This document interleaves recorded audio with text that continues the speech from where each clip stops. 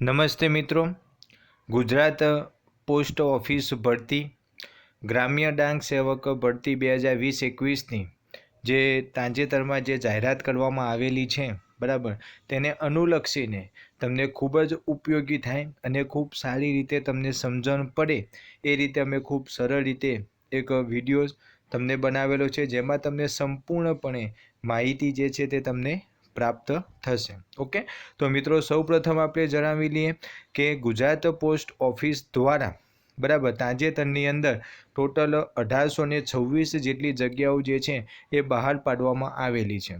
હવે એની અંદર કેટલી ભરતી પડેલી છે બરાબર, કઈ રીતે પ્રોસેસ છે એ બધીને આપણે ડિટેલ જોઈશું. તેમાં મિત્રો તમે સૌપ્રથમ જોઈ શકો છો કે સૌપ્રથમ જે તમને અહીંયા આપેલું છે તે ટોટલ 3 છે. પહેલી જે છે તે બ્રાન્ચ પોસ્ટ માસ્ટરની પોસ્ટ છે, એના પછી આવે છે આસિસ્ટન્ટ બ્રાન્ચ પોસ્ટ માસ્ટર છે, અને એના પછી જે ત્રીજી જે છે કે ડાક સેવક. આમ 3 રીતે જે છે એ પોસ્ટ જે છે તે બહાર પાડેલી છે. ઓકે, ત્યાર પછી મિત્રો આપણે વાત કરીએ કે ભાઈ આમાં પગાર ધોરણ જે છે તે કઈ રીતનું છે. તો પગાર ધોરણ જે છે તે પોસ્ટ પ્રમાણે પગાર ધોરણ છે, અને એમાં પણ કલાક પ્રમાણે એની વહેંચણી કરેલી છે. તો એમાં પણ તમે મિત્રો સમજાવી દઈએ કે જો 4 કલાક માટે કેટેગરી 4 કલાક માટે અને 5 કલાક માટે, તો બીપીએમ એટલે કે જે બ્રાન્ચ પોસ્ટ માસ્ટર હશે એમને જો 4 કલાકની હોય તો એમનો જે સેલરી જે છે તે 12,000 છે, અને 5 કલાક માટે તેમની સેલરી જે છે તે 14,500 છે. ત્યાર પછી મિત્રો તમે વાત કરો તો આસિસ્ટન્ટ બ્રાન્ચ પોસ્ટ માસ્ટર છે, ડાક સેવક છે, એમની જે સેલરીની આપણે વાત કરીએ તો 4 કલાક માટે છે 10,000, અને બીજા પાર્ટની અંદર લેવલ 2ની અંદર છે 12,000. ઓકે, ચલો નેક્સ્ટ આપણે આગળ વધીએ તો એની અંદર જે મિત્રો આપણે વાત કરીએ છીએ કે ઉંમર બરાબર, તો ઉંમરની આપણે વાત કરીએ તો ઉંમર જે છે તે 18થી 40 વર્ષ સુધીની છે. 18થી 40 વર્ષ સુધી એટલે કે એનો મતલબ આપણે મિનિમમ એમની એજ જે હોવી જોઈએ એ 18 અને મેક્સિમમ 40 વર્ષ, જે પોસ્ટ બહાર પાડેલી છે ડેટ સુધીની 40 વર્ષ સુધીની એમની એજ હોવી જોઈએ. ત્યાર પછી આપણે વાત કરીએ કે કેટેગરી મુજબ આપવામાં આવેલી છૂટછાટ, કઈ કેટેગરી છે અને કેટલી ઉંમરની અંદર બાદ એમને આપવામાં આવેલો છે, કેટલી છૂટછાટ આપવામાં આવેલી છે, એના વિશે મિત્રો આપણે ખૂબ સરળ રીતે આપણે માહિતી લઈએ. તો જુઓ, પહેલી જે છે તે SC/ST કેટેગરી હશે તો એમને જે છે તે ઉંમરમાં 5 વર્ષ માટે છૂટ આપવામાં આવેલી છે. ત્યાર પછી તમે જોઈ શકો છો OBC, તો OBC માટે 3 વર્ષની છૂટ આપવામાં આવેલી છે. ખાસ ધ્યાન આપવાનું છે મિત્રો, EWS જે છે એની અંદર કોઈ ઉંમરની બાદ નથી, કોઈ ઉંમરની છૂટછાટ આપવામાં આવેલી નથી. ત્યાર પછી PWD બરાબર, એમને 10 વર્ષ છે.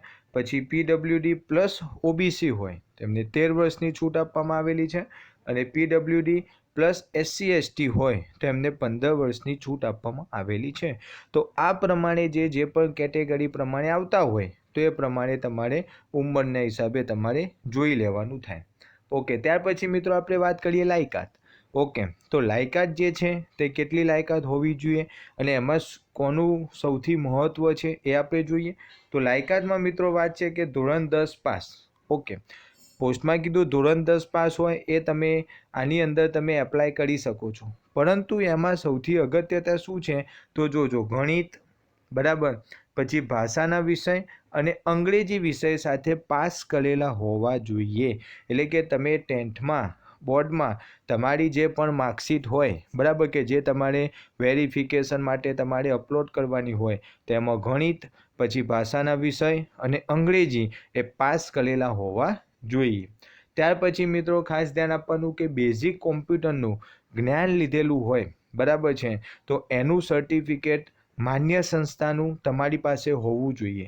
જો તમે 10માની અંદર તમારું સબ્જેક્ટ કોમ્પ્યુટર હોય પ્રેક્ટિકલ બરાબર છે તો કોઈ પ્રશ્ન નથી, પણ જો નથી, તમે PT વિષય કે એવું રાખ્યું છે તો તમારે માન્ય ગવર્મેન્ટ સરકારને માન્ય જે હોય ગુજરાત સરકારને માન્ય સંસ્થાનું સર્ટિફિકેટ તમારી જોડે હોવું જોઈએ. ઓકે, ચલો નેક્સ્ટ આપણે વાત કરીએ છીએ અરજી ફી. તો અરજી ફી જે છે બરાબર છે કેટલા રૂપિયા છે, 100 રૂપિયા છે. પણ એ જે 100 રૂપિયા છે તે જનરલ, OBC અને EWS માટે છે. ક્લિયર છે? જે SC/ST અને PWD ઉમેદવાર જે છે એમને કોઈ પણ પ્રકારની ફી ભરવાની રહેતી નથી. હવે આ ફી જે છે તે 100 રૂપિયા છે, તે તમે કઈ રીતના ભરી શકો છો? તો વેબસાઇટ જે છે તે આપણે આમાં છે જ, અને ઓનલાઈન તમારે ભરવાની છે, ઓનલાઈન તમે ભરવી હોય તો પણ તમે ભરી શકો છો, અથવા તો તમે પોસ્ટ ઓફિસ દ્વારા પણ તમે ફી ભરી શકો છો. ઓકે, ચલો નેક્સ્ટ આપણે જોઈએ. ચલો, અરજી કરવાની જે પ્રક્રિયા છે મિત્રો સંપૂર્ણપણે, તો અરજી કરવાની પ્રક્રિયા જે છે તે ઓનલાઈન છે, બરાબર. એટલે કે ફોર્મ ભરવાની જે પ્રક્રિયા છે તે ઓનલાઈન છે. તો એની ફી ભરવા માટે બે ઓપ્શન છે, ઓનલાઈન અને ઓફલાઈન. ઓનલાઈન જે છે એ તમે વેબસાઇટ પરથી ભરી શકો છો, અને ઓફલાઈન જે છે એ પોસ્ટ પર ભરી શકાય છે. જો અરજી કરવાની જે વેબસાઇટ જે છે તે મિત્રો અહીંયા તમને દર્શાવવામાં આવેલી છે, જે તમારે એના ઉપર વેબસાઇટ મારીને તમારે ફોર્મ ભરવાનું થાય છે. ઓકે, પસંદગી પ્રક્રિયા જે છે તે મેરિટના આધારે થશે. 10થમાં તમારે જે પર્સન્ટેજ હશે એના પ્રમાણેનું મેરિટ બનશે, અને એ પ્રમાણેનું ઉમેદવારોને સિલેક્ટ થશે. અને આ એક્ઝામ જે છે તે ડાયરેક્ટ ભરતી છે, આ પોસ્ટ જે છે તે ડાયરેક્ટ ભરતી છે, બરાબર છે.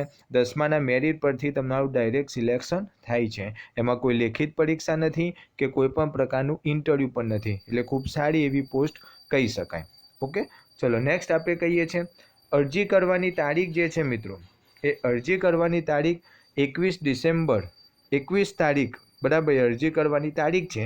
અને અરજી કરવાની જે છેલ્લી તારીખ જે છે ને મિત્રો, એ 20 જાન્યુઆરી છે 2021, બરાબર છે. એટલે કે આજે 22 તારીખ, બરાબર છે. તો તમે અરજી કરી શકો છો છેક 20 જાન્યુઆરી 2021 સુધી. ઓકે, નેક્સ્ટ આપણે જોઈએ જગ્યાઓ જે ગુજરાતમાં જે પડેલી છે. તો ગુજરાતમાં જે જગ્યાઓ પડેલી એમાં ગુજરાતના તમામ જિલ્લાઓ છે, પછી દાદરા નગર હવેલી છે, દમણ અને દીવ છે, બરાબર. આમ કરીને ટોટલ 1826 જેટલી જગ્યાઓ પડેલી છે.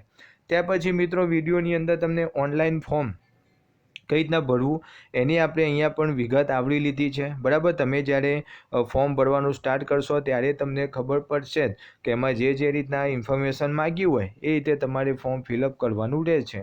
તો અહીંયા મિત્રો આપણે વાત કરીએ કે ઓનલાઈન ફોર્મ ભરવા માટે સૌ પ્રથમ તો તમારું નેમ, હવે નેમ જે છે તે કેપિટલ અક્ષરમાં જ હોવું જોઈએ.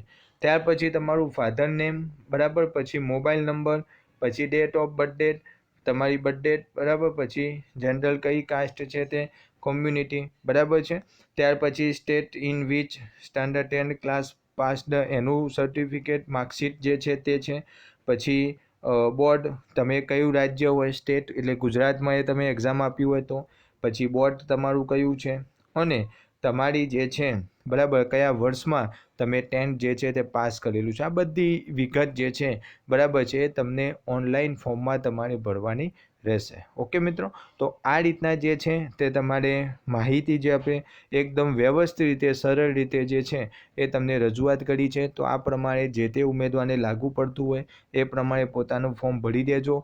ફીસ જે છે, બરાબર, જે કેટેગરીમાં આવતા હોય એ પ્રમાણે ઓનલાઈન કે ઓફલાઈન જે રીતના સગવડ હોય, અનુકૂળતા હોય એ રીતના મિત્રો ફિલઅપ કરી દેજો, એ રીતના ફીસ તમે ભરી દેજો. ઓકે મિત્રો, તો અમારો આ વિડીયો જે છે, બરાબર છે, એ વધુ ને વધુ લોકો સુધી પહોંચાડો, જેથી કરીને ખૂબ સરળ રીતે એમને માહિતી પ્રાપ્ત થાય, અને નેક્સ્ટ આવા ને આવા વિડીયોઝ જે છે એ ઉપયોગી હોય એવા વિડીયોઝ તમારી સમક્ષ રજૂ કરી શકીએ.